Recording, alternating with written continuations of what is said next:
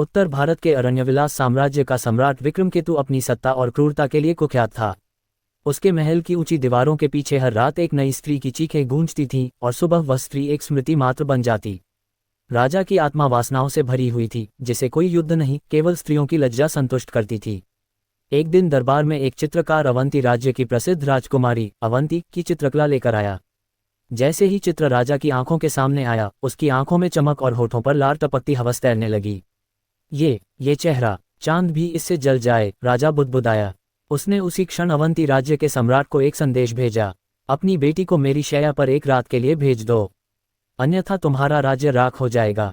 राजा का क्रूर आदेश शंखनाद की तरह गूंजा। चित्रकार भय से कांपता हुआ दरबार से निकल गया और संदेशवाहक घोड़े पर सवार होकर आकाश को चीरता हुआ निकल पड़ा। अवंती राज्य की सभा में सन्नाटा था। सम्राट अश्रुपूरित नेत्रों से संदेश पढ़ रहे थे। विक्रमकेतु का ये प्रस्ताव न केवल अपमानजनक था, बल्कि एक पिता की आत्मा को चीर देने वाला था। मंत्रियों की निगाहें राजकुमारी अवंती पर जा टिकीं। वह सभा में प्रवेश करती है, केसरिया वस्त्रों में, आंखों में दृढ़ता और मुख पर अपराजिता का तेज। पिता, क्या एक रात देने से राज्य बच सकता है?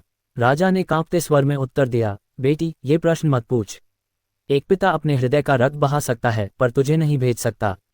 पर अवंती ने आगे बढ़कर सिंहासन के चरणों में झुकते हुए कहा, मैं जाऊंगी, पर शरीर देकर नहीं, शौर्य देकर। मैं उसकी रात्रि बनूंगी, पर अंत भी वही लाऊंगी। राज्य में खुसर पुसर मच गई। कुछ ने इसे पागलपन कहा, कुछ ने चमत्कार, पर अवंती जानती थी, वह जा रही है एक योजना के साथ, नारीत्व को बदले की रात्रि में बदलने। अगली रात विक्रमकेतु के महल में रंग, संगीत और सुगंध की बारिश हो रही थी। कमरा गुलाब की पंखुड़ियों से सजा था। रेशमी पर्दे हवा में लहर रहे थे। तभी द्वार से अवंती का प्रवेश हुआ। चमकदार लाल परिधान में, उसकी चाल में संकोच नहीं, संयम था। राजा जैसे उसे देखकर सम्मोहित हो गया। तुम्हारी आंखें, जैसे कोई जादू हो, उसने कहा।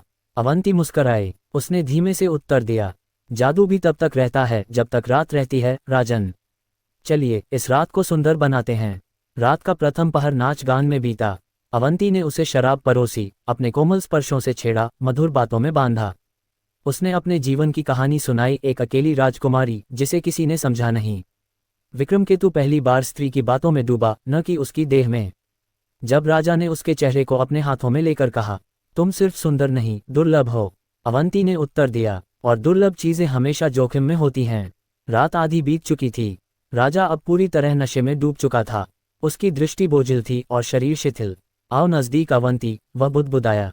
वह धीरे से उसके पास गई, उसकी गोद में सिर रखा और कानों में फुसफुसाए। तुम्हें कभी किसी ने सच में छुआ नहीं, राजन, बस इस्तेमाल किया। आज मैं तुम्हें प्रेम से छू रही हूँ, अंतिम बार। विक्रमकेतु मुस्कुराया, आंखें मूंद लीं। तभी अवंती ने अपनी केशों में छुपाया छोटा सा चांदी का खंजर निकाला और बिना देर किए सीधा वार किया राजा के हृदय में। एक चीख तक नहीं निकली। आंखें खुली की खुली रह गईं। निःशब्द मृत्यु ने कामना को समेट लिया। वह जल्दी से बाहर निकली, पहले से तैयार अपने सैनिकों संग महल की दीवार लांघकर चंद्र प्रकाश में गायब हो गई। सुबह विक्रमकेतु की मृत्यु की खबर बिजली बनकर फैल गई। महल में मातम और डर फैल गया। उसकी देह के पास कोई भी स्त्री अब विलाप नहीं कर रही थी, बल्कि स्त्रियां एकत्र होकर एक दूसरे की आंखों में गर्व देख रही थीं। अवंती राज्य में वापसी पर राजसभा उसका अभिनंदन कर रही थी। जनता सड़कों पर फूल बरसा रही थी। उसने सभा में खड़े होकर घोषणा की, ये रात मेरी नहीं थी, उन तमाम नारियों की थी जिन्हें इस जैसे भेड़िए ने नोचा। मैं रानी नहीं, एक प्रतीक हूं उस नारी का जो अब चुप नहीं रहेगी। राजा ने उसकी ओर देखा, फिर गले लगाते हुए कहा, बेटी नहीं, तू आज से मेरी गुरु है।